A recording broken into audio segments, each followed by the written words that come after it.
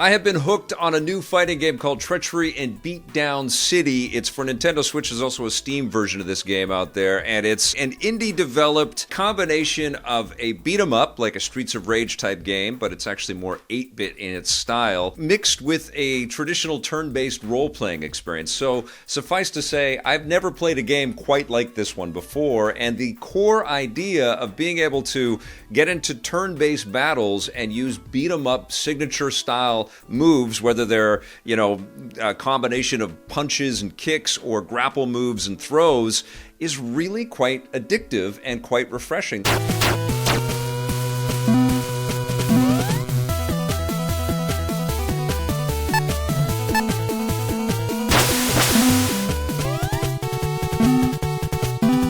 The president, which looks a lot like Barack Obama, has been kidnapped, and you've got to kind of assemble your little squad of fighters to go and rescue him, and along the way you're going to run into all kinds of bikers and different gang members. There's a lot of kind of racial tension on the mean streets of Beatdown City.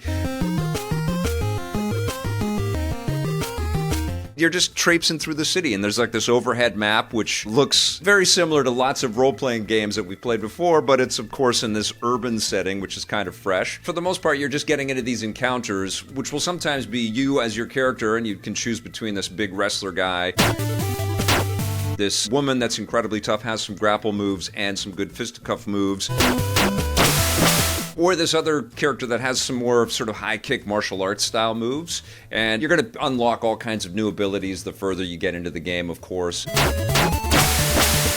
So what you're doing when you're in these combat situations is you're kind of stringing together, using the action points that you accumulate, you're stringing together combo attacks. So they might be left-right punches, and then you follow up with a high kick to the face, or you might grab somebody in a grapple move and then do a body slam or a brain slammer type move.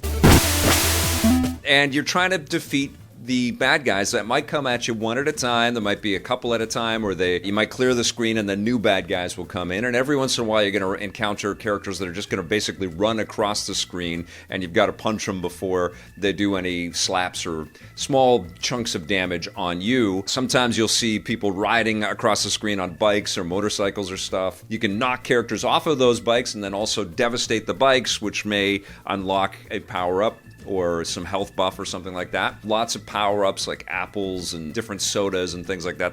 Sometimes they'll have, an incredible move that comes towards you, but you pull off a counter just at the right time, and you knock one character or maybe a couple of characters flat on their ass, and basically get past these characters so that you can progress to the next save point and the next checkpoint and keep on going.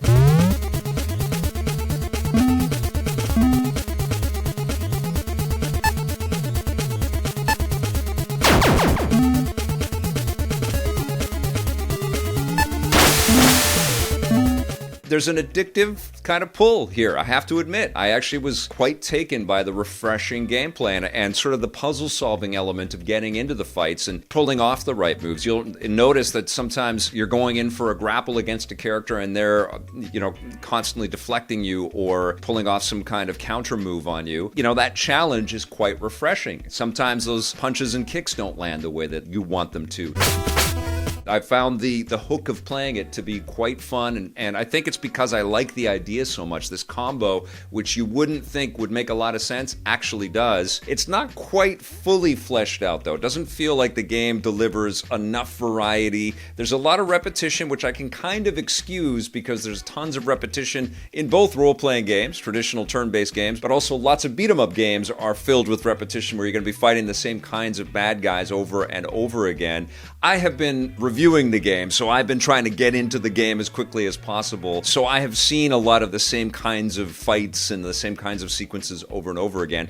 I suspect if you, take bites at this game and play it for a little while and then take a break and play something else or watch something else, come back to it, you're going to find it quite refreshing because the core idea is actually pretty damn solid. I just wish that it was beefier and had a little bit more variety in its systems, gave you something else to do, and I don't quite know what that is because there's been a ton of works, a good soundtrack, some pretty cute little cutscenes.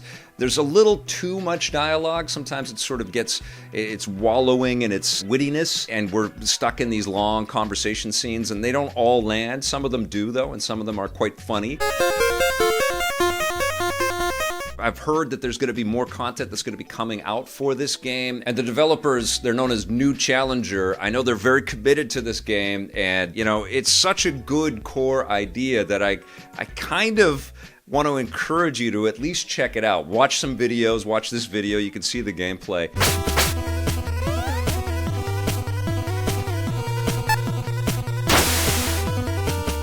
At the core of it is a pretty solid idea that's fun to play, and so I have to commend the folks at New Challenger for putting something out that's fresh and fun and a good fit on Nintendo Switch.